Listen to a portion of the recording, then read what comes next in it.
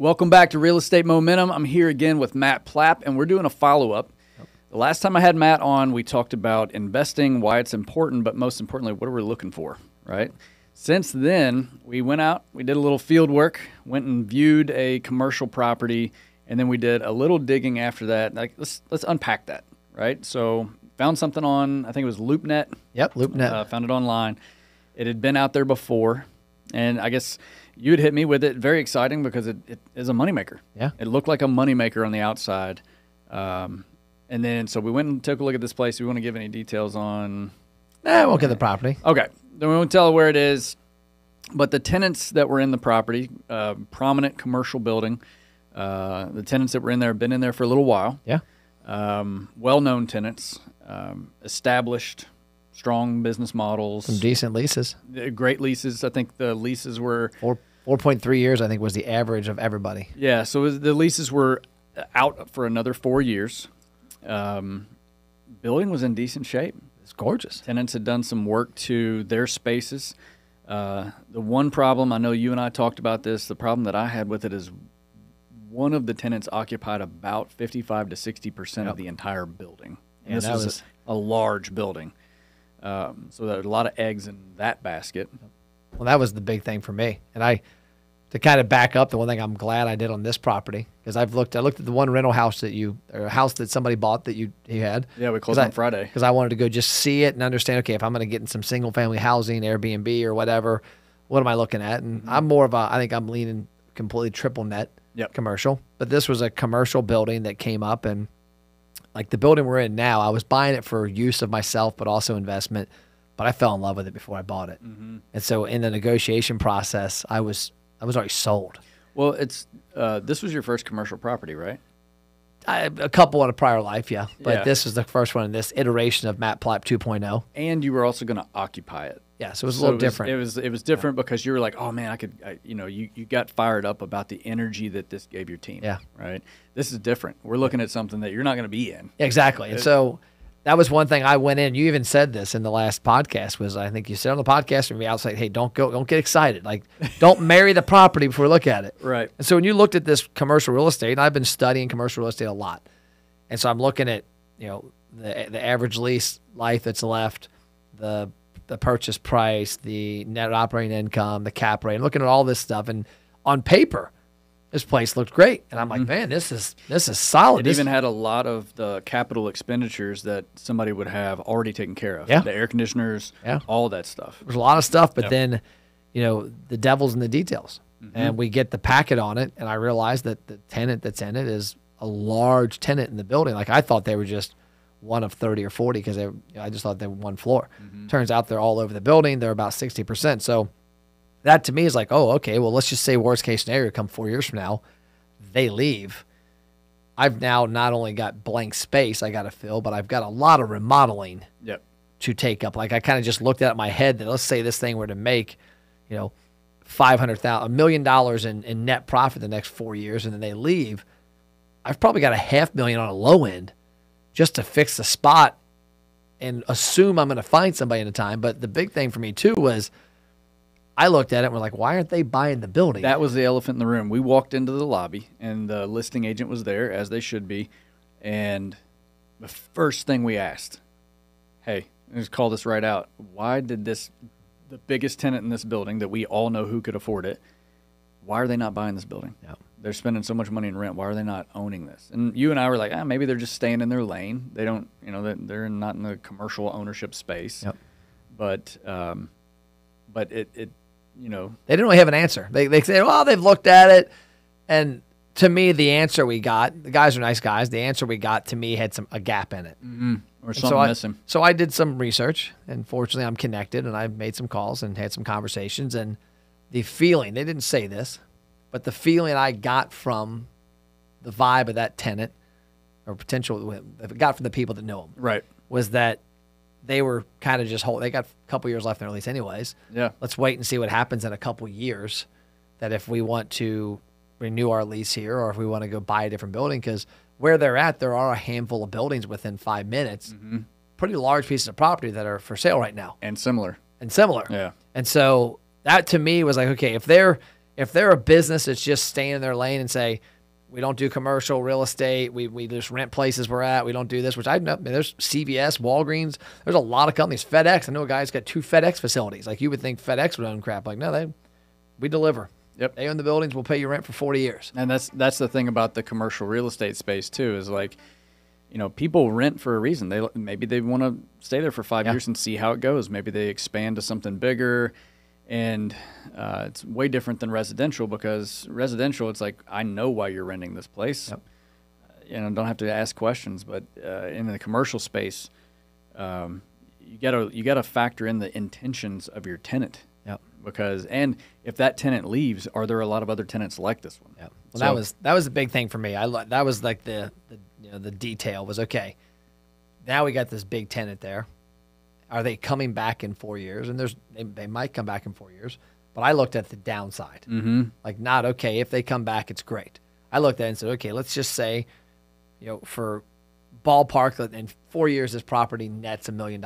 Yep. Puts $1 million at the bottom line, does great. And then I look at it and say, okay, in that 4 years, that $1 million is the tenant goes away. Yep. 'Cause that's what you got to look at. Worst case scenario. Now I lose that revenue, which is half the nut of the building. But then also I've got to, what's the market going to be like in 4 years? Is there going to be build out for another tenant? Is the market going to be there? And then on the build out was like, man, I know what build outs cost. I did this building. I'm getting ready to do the lower level. Mm-hmm. And you're probably looking at a low end, $500,000, maybe $1 million. You could spend every penny you just made building out the space to make it marketable. Mm-hmm. And so that was, to me, the big thing. It's like, you know what? We looked. For me, what I really liked, I was proud of myself. Mm-hmm. I didn't get emotionally invested. That's awesome. Because that's the hard part sometimes. I've bought 44 cars. I'm 46 years old. I get emotionally invested in a car, and even though it doesn't make sense, sometimes I still buy the damn thing.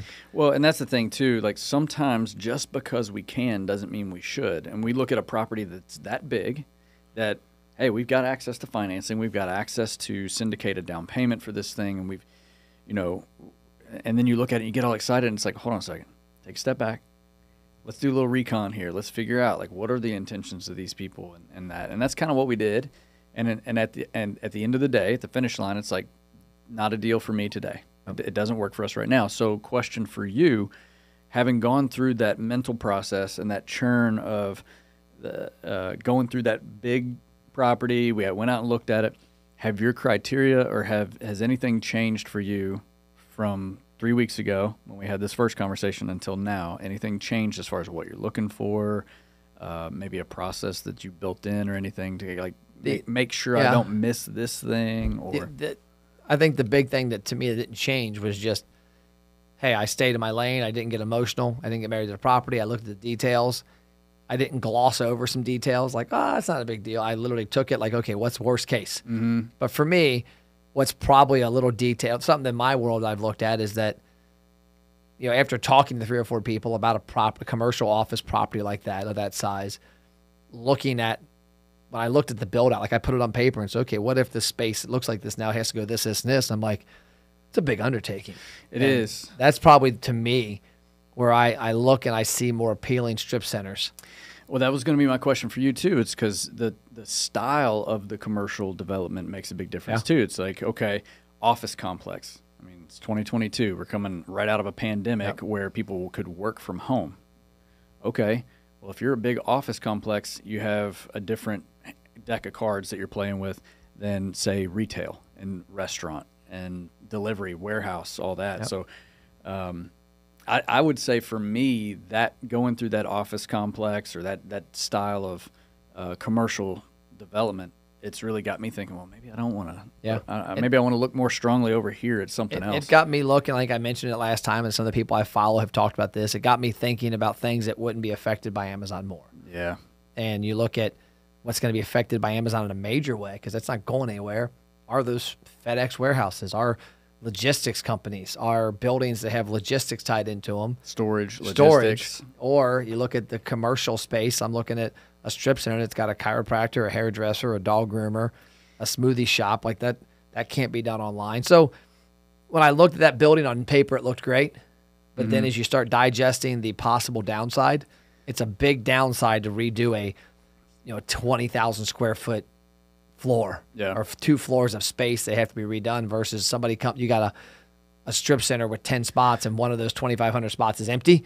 Yep. You're not looking at anywhere close to the magnitude of redoing it. And you've got me tuned into this whole repurposing of a property now. Yeah. You've sent me a few YouTube videos now where somebody goes in and they take an old motel that's run down, they turn it into apartment buildings. Yep. Or they take a Kmart and turn it into a storage. Like a what do you call it, self-storage? Self-storage.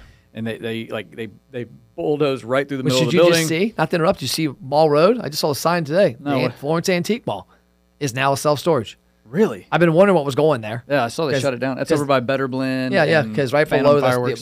the old Circuit City, because Mike and his wife owned Florence Antique Mall, and their lease wasn't renewed. And it was, for me, I hadn't heard what was going in there. This morning, drove by it on the way to First Watch, and the sign is up. It's a self-storage. So they repurposed what was a gigantic self-store or a gigantic Retail. antique retail into something that's going to have people paying a lot of money. And so that's the thing. It's like, you as these major retailers like Kmart are getting impacted by Amazon, now there's opportunities. You got all this square footage, and it's like, you repurpose that into something that might help with Amazon's, brutality, I guess, in the retail space. Well, that's what the one guy that I follow who's done this a couple times, it was wild how you've got to have some kahunas to do it. But he bought an old Kmart and turned around and spent like $7 or $8 million making that Kmart into a franchise self-storage. But then also took he doesn't need a parking lot. Took the parking lot, cut it in half, and built multifamily housing, built apartments. And those people who rent the apartments would also need the storage units in the That's back. what he said, that he actually had the apartment building done before they had finished the storage. And so when the apartment building was done and the storage was done a month or two later, it fed right into it. I bet. And then he had other outlots. I mean, you look at a Kmart parking lot. You look at the Kmart down on Dixie Highway in Erlanger. Yeah. Like that parking lot, that's a weird parking lot. I used to be a cart guy there at IGA, and the carts would go flying down there. But if a storage place was to buy that building, they wouldn't need 3/4 of that. So there's an outlot that could be sold off. And hey, we got $1 million back here. We got 500 back here. Well, and that's where, you get so many people right now who are trying to get into the residential real estate space and they can't find any houses available. It's like, keep your eye out for some commercial stuff. Triple net, like you said, when you can own the property and get paid and you don't have to fix it, you don't have to pay the taxes on it, you don't have to pay the insurance on it, that triple net's where it's at. And I think having an imagination where you can repurpose, get a variance on a property where you go from retail to storage, something like that could work. So stay tuned, guys. We're out here. We're looking at different investment opportunities. We're telling the story about what it's like to go out there and look for it and trying to help you guys out too. So, Matt, thanks for coming on, man. Thanks, sir. Yep. See you guys later. It's false advertising. It's not.